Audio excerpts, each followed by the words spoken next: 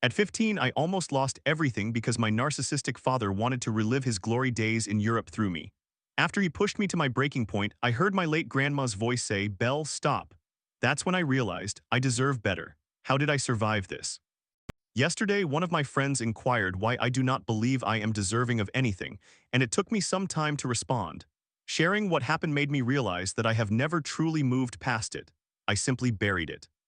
Perhaps writing it out will help clarify my emotions, or maybe I need to express this. When I was growing up, I am 36 years old and female, I was the overlooked child. I was not hated, I was not despised, I was just there. I did not realize it at the time, but my father was a narcissist and my mother was the woman trying to maintain harmony for the sake of her children. I recognize now that my mother was a victim, just like we were, and while I wish she had protected us, I forgive her. I know that if she could do it all again, she would act 100% differently. I had a younger brother with autism, so he required additional support. It is not his fault. I was not the son my father desired. However, I was the most similar to him, and I think the realization that he would not be able to raise a boy to watch football with or to take fishing. Because my mother was advised against having more children after my brother due to complications played a role in my father's treatment of me. The only times I attracted his attention were when I got into trouble for typical childhood behavior, such as speaking back to my parents, failing spelling tests, or throwing a ball inside the house. However, when I began high school, I decided to take advantage of the fresh start. I was not a poor student in elementary or middle school, I was merely lackluster. With the support and guidance of my teachers, I excelled and rose to the top of my class.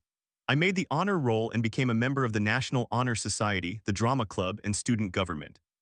My father was absolutely thrilled. He boasted about how wonderful a child he had. I still remember him showing me off to his boss, stating, "This is my daughter, Belle. Did you hear that she made the honor roll?" After years of emotional neglect, I had become the favored one.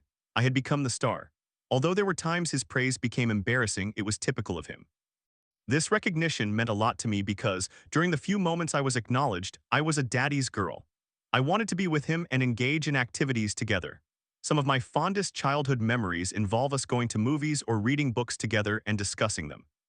It paid off. By the time I was a junior, colleges began recruiting me. One of them was West Point. During my sophomore year, I was invited to join an international organization of student ambassadors, which is no longer in existence. It was established during the Cold War to foster connections between American teenagers and individuals in foreign countries. The group I was invited to would be touring France, Switzerland, Austria, and Italy. I cannot express how overjoyed my father was when he found out. He and my mother had spent a significant portion of the 1980s in Europe as students, and they had a wonderful time.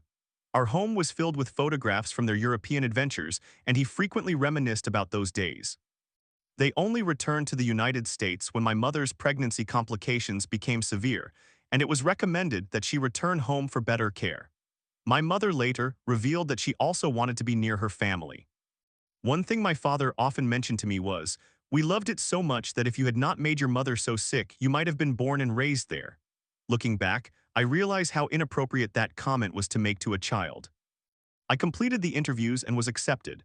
We were scheduled to leave in the summer and my parents began making payments. My father frequently emphasized how they were sacrificing for this trip and how it would be beneficial for my future. He portrayed it as a loving gesture, but now I see it was his way of ensuring I understood that he was the center of my universe and that I owed him for an opportunity I had earned. However, I soon felt the pressure mounting. I was accustomed to going the extra mile, but my father demanded I go 5 extra miles. I had the trip planned, schoolwork, and numerous extracurricular activities, and I was spiraling into burnout. Compounding the situation was one of the 2 leaders of the ambassadorship who appeared to dislike me for some unknown reason and went to great lengths to ensure I was unprepared, such as hiding assignments, issuing assignments only when I was away from my seat, and losing my completed assignments without grading them. My health declined. I started experiencing severe stomachaches whenever it was time to attend those meetings, and I was no longer sleeping. The stress was unbearable. Then one day, it hit me. I no longer wanted to go. What initially appeared exciting had transformed into a source of anxiety and stress that no longer felt worthwhile. I approached my parents to express my disinterest in attending and pleaded to be withdrawn from the program, explaining that I was feeling so ill that I could no longer enjoy it. My father particularly responded, "You are just nervous. Once you go, you will have so much fun that you will wonder why you were ever nervous." My mother, attempting to maintain harmony, echoed his sentiments. This response did not alleviate my distress. I lacked an individual to confide in or support me, so I internalized my feelings. One afternoon, approximately 4 months before we were scheduled to depart, my leader insisted that I must go. She pulled my father aside and informed him that I was being expelled for being disruptive and distracting, claiming that other ambassadors and their parents had complained about me. I felt relieved because, as I mentioned, I did not want to go. However, it hurt to see my father so devastated and angry. I went to embrace him, hoping to offer comfort, but he pushed me away, expressing his anger and disappointment. I felt like scum, as though I were not even human. Upon returning home, my parents chose to discuss my punishment while I was sent to my room. I took a nap, and when I awoke, my parents informed me that, because they had invested so much time and money and I had squandered it due to my actions, I was to be grounded for the entire summer. I would not be allowed to attend my beloved summer theater camp. I could not hang out with my friends. I would not even be permitted to go to the library. What transpired next is unclear to me. My emotions completely shut off, and it felt as though I was on autopilot or in a trance. I concluded that I needed to end my life, and I needed to do it immediately. I waited until after dinner, when everyone else was busy, to write my notes and went to my parents' bathroom to retrieve the bottle of sleeping pills. I opened the cabinet, still on autopilot, grabbed the bottle and closed the cabinet door. At that moment, I heard my late grandmother's voice. She was the only person in my life who would tell me, "I love you," and I never doubted her sincerity. Her death had mentally shattered me when I was 13, and I still miss her greatly over 20 years later. I swear I heard her say, "Belle, stop, what are you doing?"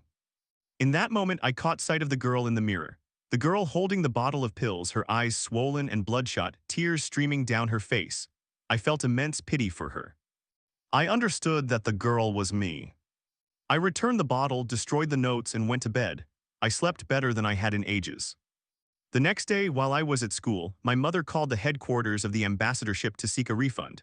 When she reached the part about my expulsion, the woman on the other end of the line exclaimed, "What?" It turned out that the leader had no authority to expel me, absolutely none. She had attempted to communicate with the headquarters about me, but they refused to expel me because there were no reports from the other leader or any ambassadors or parents about my behavior. They were also monitoring her, as more than half of the selected ambassadors had dropped out of the program, citing her behavior as the reason for their departure. When I learned all of this, I remember thinking, Grandma saved my life. It did not occur to me to blame my father. It was too close to the trip to dismiss the leader, so they had to keep her, but she was blacklisted, meaning she would never be allowed to lead another ambassadorship again. As an apology to prevent my father from pursuing legal action against them, the organization refunded all expenses and offered to send me on any ambassadorship I desired free of charge. My father tried to pressure me again, but I refused. I simply wanted to move past this nightmare and begin healing. The following year, I did go on the trip and had a positive experience. However, afterward my depression intensified and I began failing in school. I felt utterly numb. I often say that I died, but my body had not received the memo. My father was infuriated, accusing me of wasting my future, asserting that I would never achieve anything. I did not care because he did not care. He cared only about himself, and my diminished success reflected poorly on him. Reflecting on it now, I understand that the likely reason for my emotional shutdown was that my mind was trying to protect and heal itself from the burnout that nearly claimed my life. It was also shielding me from the painful revelation that I could not even trust my parents. Until very recently, I never shared my suicide attempt with anyone except in a therapy session. While recounting the experience, a painful truth struck me. I was never once told sorry by either of my parents.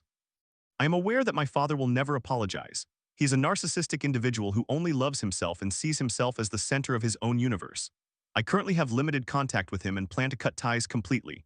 He will not have any authority over my life if I ever get married and will not know my future children. If I find a partner, I will inform my father that he is not invited to my wedding, and I will ensure there is security to keep him out. My mother is now divorced from him, happily remarried to a wonderful man, and our relationship has significantly improved. She likely does not recall the incident, and I am uncertain whether I should reveal my suicide attempt to her. My father took so much from her, and she has worked tirelessly to rebuild her life. I do not want her to wallow in guilt, knowing that she might have contributed to my suicide attempt due to her neglect. I am alive, and I am focused on my personal growth to ensure my future children do not endure what I did. If they express disinterest in participating in an activity due to pressure or their own wishes, that will be the end of it. I will not pressure them to excel academically. If they strive to do well and concentrate on their skills and talents, that is acceptable. However, it will not reach the extreme levels my father imposed. Most importantly, I will never impose my dreams and aspirations onto them. They are unique individuals like me, and they have every right to enjoy the positive childhood I was denied. To quote Kim from Miss Saigon, "You will be who you want to be, you can choose whatever heaven grants, so long as you can have your chance." In summary, my narcissistic father attempted to relive his European student experiences through me and pressured me so intensely during preparations for a student ambassadorship to Europe that I almost took my own life to escape the pressure. I was 15 years old. Not once did I receive an apology for his actions, nor will I ever receive one. Story 2. Fed up with the constant labels, I confront my past from gifted kid to drug-chasing rebel. "You're not autistic, are you?" they ask, while I've battled OCD and CPTSD for years. It's exhausting. Why do people need to put others down? So done with this judgmental world. I am honestly completely exhausted by people assuming that I am autistic, a lesbian, have a learning disability, attention deficit hyperactivity disorder, borderline personality disorder, and so on.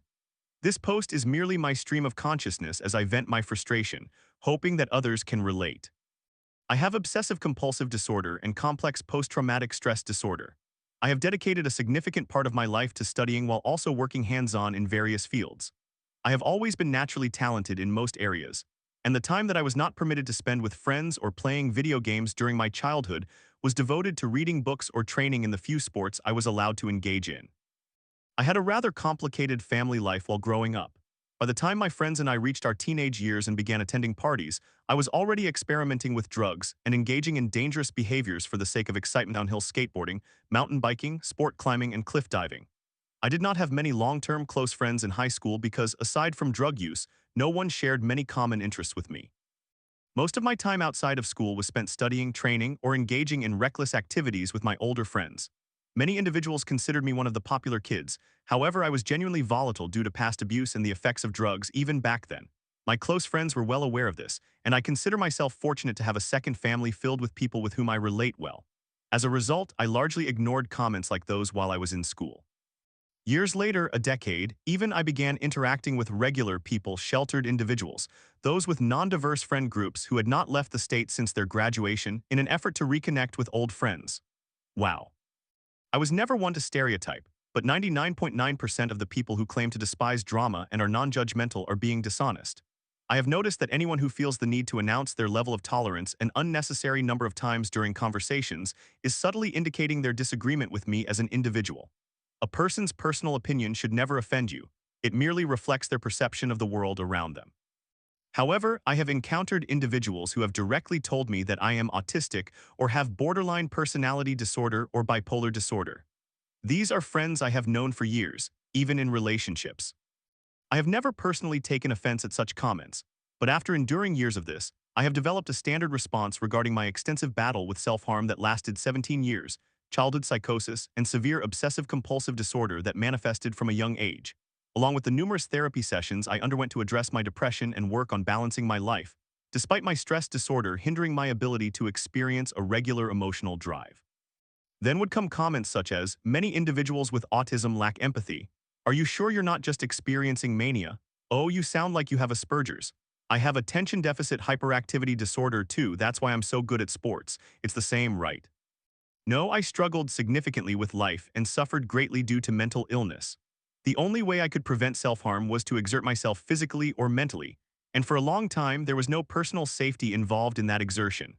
Without it, I spiraled into numerous subsymptoms of my obsessive-compulsive disorder and complex post-traumatic stress disorder. Oh, that just sounds like borderline personality disorder. Then came comments about my appearance after I had undergone a few semi-sober periods, relocated to a different state, gained weight, and cut my long hair. That was basically it: short hair and additional weight.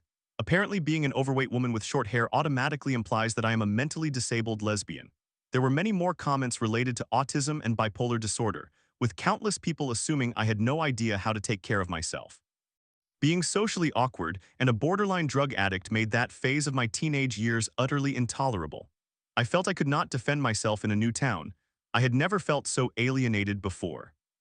Returning to interpersonal relationships, I spent a couple of years in a healthy relationship and was as fit as I had ever been. My social circle remained small for a long time because I felt that many individuals from my overweight, awkward teenage phase truly took me for granted. They never sought to understand me, never wanted to listen to my music with me, and never genuinely wished to be my friends. They simply wanted to add me to their mental collection of oddities for amusement due to some assumed mental challenges. Why would I disclose my personal business to everyone? It made sense for me to cut many individuals out of my life after leaving school. The lean, sample-size version of myself with long blonde hair and wearing makeup every day was stunning to some people. Despite being in a relationship, once I spent time with some old female friends, my glow-up was widely discussed. I received many friend requests from individuals I had never spoken to before, along with messages from guys who I didn't even know attended my previous school. My ex was the one who pointed it all out to me, because I honestly felt disgusted that people who had once regarded me as unattractive, overweight, unintelligent, and autistic, those who had never listened to me on a personal level, now found me appealing. I thought she was overweight and autistic, laughing out loud. She's like the attractive version of an actual autistic person in their friend group. I remember overhearing this from friends of friends, and I was appalled. Why would someone being autistic inhibit them from being attractive to someone else? Why should such comparisons even be made? Why did people still assume I was autistic? What's even more surprising is that a significant portion of these friend groups is involved in fitness, with some of them even semi-professional in their sports, including fighting. I grew up practicing martial arts with my family and had multiple coaches in various disciplines before reaching high school. For a long time, I intended to relocate overseas to stay with friends and pursue a path into semi-professional fighting. It came as a massive surprise to me when I found that I constantly had to over-explain myself while mingling in these groups. Sometimes I still do.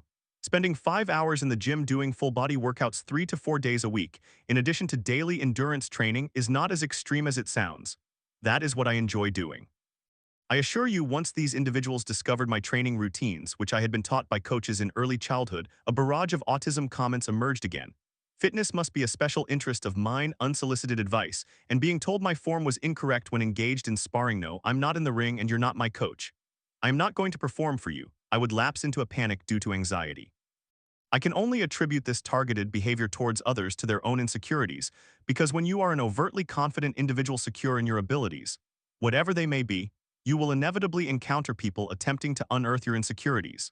This is common in fighting as well as in any competitive sport or industry, but I did not anticipate that it would translate so heavily into my everyday social life. I had someone whom I regarded as a new close friend tell me last year that after learning I had not been to the gym in 2 years and had quit my job, I was going nowhere in my life and that I should be putting in more effort to take care of myself. You guessed it, the conversation circled back to my supposed autism. I don't believe they processed any of the positive aspects I shared. They simply saw me as overweight, single, and unemployed. They did not recognize that I had been on a routine outside of the gym for 2 years and was returning to my studies to focus on my health. Why do people feel the need to perceive you negatively to elevate their self-esteem? It truly disappoints me to attempt to empathize with these individuals, because whenever you meet anyone in life, there will always be skills you share at different levels of knowledge. I don't think I have ever encountered someone interesting and kind who had a flaw I wanted to pinpoint to make them feel encouraged to change it. Just because someone is naturally gifted in a particular area or has devoted a lifetime to mastering a skill, sometimes both, does not mean they are superior to you. You do not have to undermine others' confidence to become a better person. If you believe you are superior to someone, simply keep it to yourself. Otherwise, the universe will humble you. I am almost certain that this has happened to all of us at some point, so why does this mindset prevail among a majority of the population? Moreover, if someone is dedicating a few months or even a few years to themselves, that is not laziness. You can be the most intelligent, attractive, athletic, and successful person in your life but still endure burnout. Once you surpass your stress tolerance, it becomes incredibly challenging to maintain a regular routine, and often individuals find themselves grappling with addiction, aversions, depression, and so forth. It is essential to have downtime to recover, even if you are a professional. As for regular individuals, we are not facing competitions every week or month. We do not need to hold ourselves to excessively high standards. If you see others doing things you would like to accomplish or wish to encourage someone to try something new, fantastic. Go ahead, there is no need to belittle anyone along the way.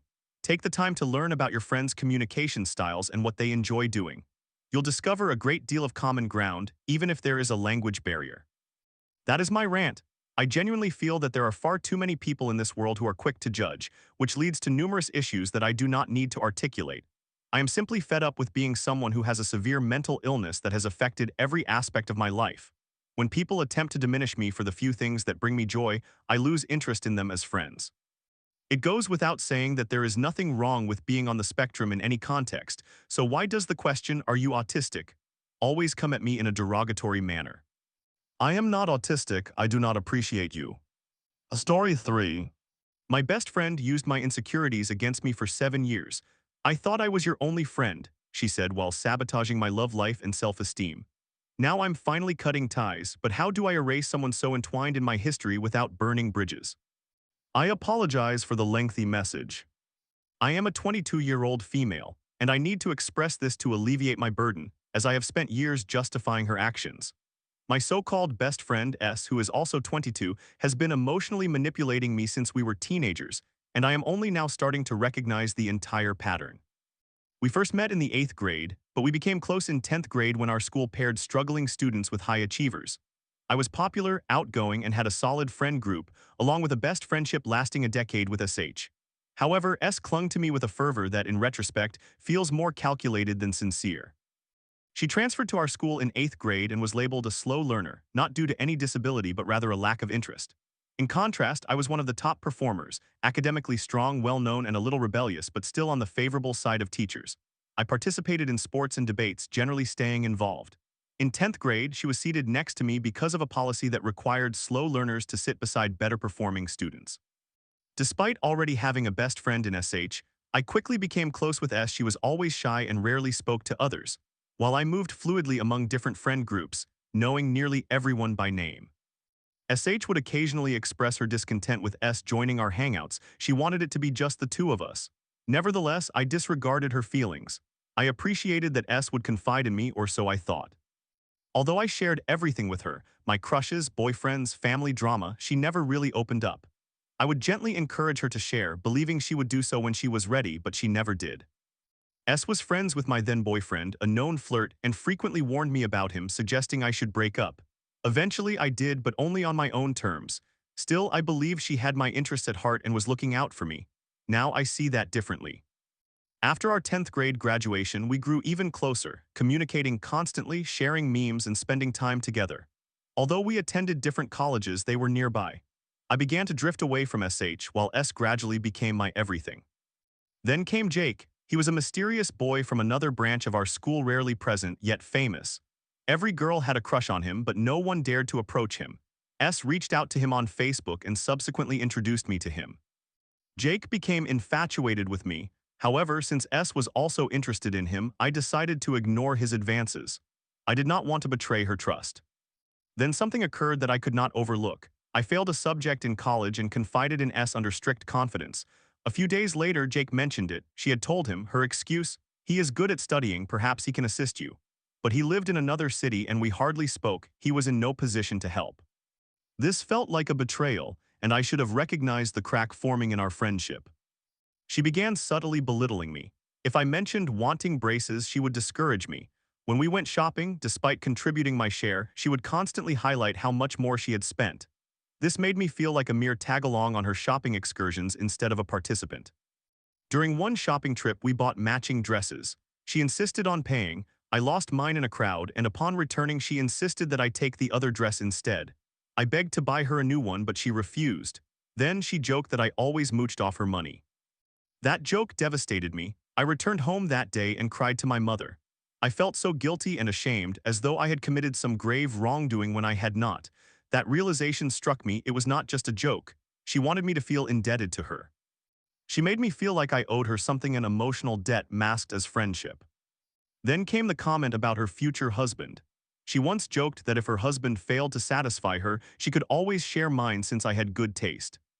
That was not merely a joke. It was her way of instilling fear in me. It was not funny, it was cruel, humiliating, and twisted something sacred into something grotesque.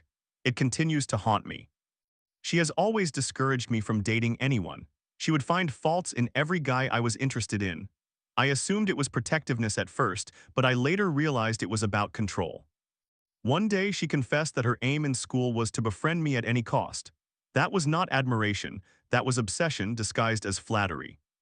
After her mother passed away, she began interacting with male friends online and constantly talked to them, but never shared anything with me about her love life. However, when I went out with a classmate, she made it into a huge deal. She would say things like, "I thought I was your only friend. I believed her. She even disliked my old friends and found means to isolate me from them. In 7 years, she has wished me a happy birthday only twice, both times after I posted about it. No gifts, no phone calls, just silence. In contrast, I have showered her with gifts and stayed up late comforting her after her mother's death. Every time I attempted to distance myself, a new crisis would arise, a fresh way to reel me back in. She would say no one understands me as you do, and I would fall for it every time. But this year 2 days ago was my birthday. I posted best birthday ever on Instagram, yet she did not acknowledge it. That was the final straw. She has always ridiculed my appearance. Once she sent me a picture of her flat stomach, knowing I was self-conscious about mine. If I wore lipstick, she would say I looked artificial. If I dressed up, she deemed it as trying too hard. Her insults always came wrapped in humor, but I knew they were not jokes. They were daggers coated in sweetness. She and her then-boyfriend even gave me a nickname that mocked one of my deepest insecurities. I expressed that it hurt me, but she laughed and continued using it. She sabotaged every romantic opportunity in my life. When I developed feelings for someone, she would label him as shallow, even though later she confessed to finding him attractive. She once made me choose between her and him. And now she is married and pregnant but only calls me to complain. If I bring up my own troubles, she interrupts and dismisses me, saying I am being pathetic. Additionally, she is cheating on her husband, still in contact with her ex and texting him behind her husband's back. Call it what you will, but to me that is infidelity. I have returned home so many times after being with her, shedding tears to my mom because she suggested that I was exploiting her generosity regarding the dress situation. I swear to God, that was not true. The last time we spent time together was during Ramadan while I was fasting. She claimed she did not want to eat in front of me, yet even on that day she made me feel terrible by entering a watch showroom and pretending to buy an expensive watch for her husband. She spent 30 minutes in that store while I stood there with nothing to do. Eventually, she said she would return with her husband to make the purchase. It felt like another power play. Since we didn't spend money on food that day, she played this watch-buying game. I have repeatedly told her I feel lonely, yet she would not stop discussing her husband, whom she claims to dislike. The most unfortunate part, she knows my standards for a man are high. I am, after all, a book lover. She is aware of the kind of man I desire and has seen how many guys I have rejected over the years for not meeting that standard. Many potential prospects have come through her circle, and I have turned them down. I have an ideal in mind and refuse to settle. She has never held herself to such a standard. She entertains anyone and everyone who shows her attention. Despite all of that, she pressured me to talk to a guy who was her husband's best friend, solely to ensure we remained friends indefinitely. She knew I wanted a pious man, yet she insisted I converse with him, even threatening to give him my number and telling me I should at least give him a chance. I stood my ground. Then a month later, she admitted that he is a drunkard, has self-harmed, and engages in sexual activities. Everything I do not want. I felt as if she were trying to drag me down with her. She wanted me to settle, to remain small, to stay stagnant, to be unhappy. She has consistently encouraged me to pursue men beneath my standards, men who match hers, the kind I would never date. She weaponized her trauma to keep me ensnared, but the facade has finally come off. I dedicated years to her, offering loyalty, time, love, and trust. But I am finished being the fool in a game I did not realize I was participating in. I have decided to cut ties with her. However, the reality is that you cannot abruptly sever connections with someone who has been part of your life for so long. I promised her I would visit once she gives birth, and I will keep that promise. I will go meet her for no more than 20 minutes, and afterward I will begin to distance myself quietly, step by step. I have realized that I cannot continue to allow someone like her to diminish me or draw me into a life that is not mine. It is time for me to choose my peace, my own kind of peace. If anyone has experienced something similar, cutting off someone who is interwoven into your history, how did you manage to do it? How do you gently but firmly remove someone from your life without obliterating your entire past? I would greatly appreciate some guidance. Story 4. I've sacrificed everything for my girlfriend of 5 years, 23, while she toys with emotional affairs and lies about me being controlling. I can't throw her back to her abusive parents, I think, knowing I'm no longer happy. Is love enough, or am I just her safety net? I really do not know how long this is going to be, but I need to express it somehow before I go insane. I am not asking for advice. I am simply shouting into the void to release it from my mind. I am 23, she is 21. I have been with her for 5 years. We met in high school, she was a junior and I was a senior. She is my second girlfriend, but truly she is my first genuine relationship. I have done everything for her. I helped her escape her abusive and terrible parents' household. I have stood by her through injuries and financial difficulties. Yet I am aware of what she does behind my back and the times she has treated me poorly. This may make me sound unkind, but I believe I am the best man she has ever dated. I am unsure how someone could find an abusive jerk and a psycho who developed into a stalker during high school, but I suppose there are unpleasant individuals everywhere, so it is not exactly a significant standard. However, I have made an effort nonetheless. Her family is abusive and controlling, and I wanted to rescue her from that, so I did. I have ensured that our home is nothing like that for her. Moving her in with me when she turned 18 was not ideal, and most people would probably think it is too early, but if I could go back and do it again, I am unsure I would do things differently. She has led a very, shall we say, tumultuous life with almost every type of trauma imaginable, and these are not minor issues. I did not want that for her. I wanted her to have a better life, so I arranged for one. But I guess that is not sufficient. I pay for the rent, I pay for groceries. I have helped her cover the cost of cars she has totaled 2 and purchased 1 disastrous money pit during our time together. I have paid for surgeries she has brain damage from her tumultuous life that, among other things, affects her balance and makes her somewhat accident-prone, leading to broken bones and falls downstairs, unfortunately. Beyond financial matters, her mental health is unsurprisingly quite poor, and I have done my best to always be there for her regardless of circumstances. I love her unconditionally, but that no matter what is really being stretched to its limits. I am not perfect, and I am not trying to portray myself as a superhero, so please do not think I am just engaging in self-aggrandizement. All of this is true. Well, I have meandered enough. I need to get to the point eventually. I know she is at least attempting to cheat on me. I understand her messed up idea of friendship leads her to essentially have emotional affairs. I am aware that she goes behind my back and complains to her friends, well, fabrications about me being controlling, probably other falsehoods too. I could likely withstand complaints, even harsh ones, as long as they were truthful. I acknowledge that moving her in with me so early and even paying the rent at our current place, I do so because I have less debt and thus lower monthly expenses. Both of our names are on the lease could create a situation where she would be dependent on me. I recognize that it would be possible to be very controlling, but I do not want to behave like that. It is simply not in my nature. I do not even enjoy picking her outfits when she asks me to. Discussing relationship issues with friends is normal. I do not understand why she feels the need to portray me as a monster and deceive her friends. She has told them I limit her friendships, which I do not. She has claimed I have become more controlling, which I have not. She told one person, after we had a quarrel about something I cannot recall, perhaps I forgot to do the dishes or something trivial, that I was essentially the worst boyfriend ever, and she was effectively telling the guy how much better of a person he was.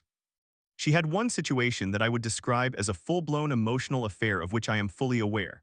I will not delve into details, but over Snapchat, she deliberately led some random individual she met online on for several months in a bizarre self-validation ritual. Her past has led her to believe that friendships are tied to essentially being a sex object. I do not have proof that she has ever actually cheated on me, but she has certainly had opportunities, and I know that being very overtly flirtatious, openly implying she desires to have sexual relations with them as a joke, is quite common among her friends. She also has poor judgment when it comes to friends, but it is not my place to decide whom she chooses to befriend. If she wants to associate with damaged individuals who choose to remain broken and inevitably cause trouble every time, that is a lesson she needs to learn on her own at this point. There was a time when I was more vocal about my distrust of some of her friends, but when she became upset, I ceased. I am proven right about them eventually every time, so why argue when patience works? This situation is not really something that occurs behind my back, but she uses me as an emotional punching bag. And when she is upset, she will literally fabricate things or wildly misinterpret something I said just to get angry with me. She has told me it is something her mother did to her father, but acknowledging that does not mean much when she ultimately returns to doing it anyway. This next part is so messed up that it is almost amusing. As I mentioned, I have no solid proof that she has ever actually cheated on me, but she does have an Ashley Madison account and an account on a sugar daddy finding website. What on earth, Ashley Madison? Is it 2012? Furthermore, a sugar baby website is just humorous to me. I do not know, maybe I am just damaged and it is so twisted that I cannot help but laugh. She created the Ashley Madison account in 2022, well into our relationship, and I only discovered it recently. She accessed it again a little while ago. The sugar baby situation was unexpected.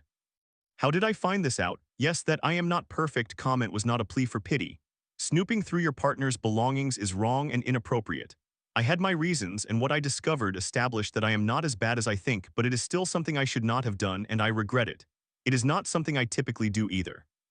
Will I break up with her? No, I do not know if I am capable of doing so. I cannot send her back to her parents or to one of her friends who only want to exploit her and would be just as harmful as others from her past. I have endured this long. I can handle it. She may not appreciate me. She may not recognize how much I do for her, but I cannot allow her to return to a broken life surrounded by broken people. If she decides to leave me, I will not resist, but I will not be the one to condemn her to that. I do love her. I probably should not. However, at this point, I am uncertain I can care that I am not happy. I know she does care about me and that may have to suffice. I cannot bear to see her suffer and I do not think it matters if I suffer. I have spent approximately 1/4 of the time I have been alive supporting her, protecting her. Perhaps that is all I can do. She is aware I do not want her to feel obligated to repay me for anything, and I have made it clear that I do not want to hold anything I have done for her against her. I have been very explicit about that. Therefore, she must remain with me because she wants to. She can be very sweet and sometimes it is wonderful. She talks about us getting married and having children. Before me, she did not want kids because she was afraid of them getting hurt as she has been. But I know on some level it is all a deception. Whether she is simply using me or has justified it to herself in some bizarre way, I cannot say. My first girlfriend went around after we broke up telling people I was a satanic warlock who hexed her into dating me. Why cannot all breakups be that amusing? Well, at least it is off my chest.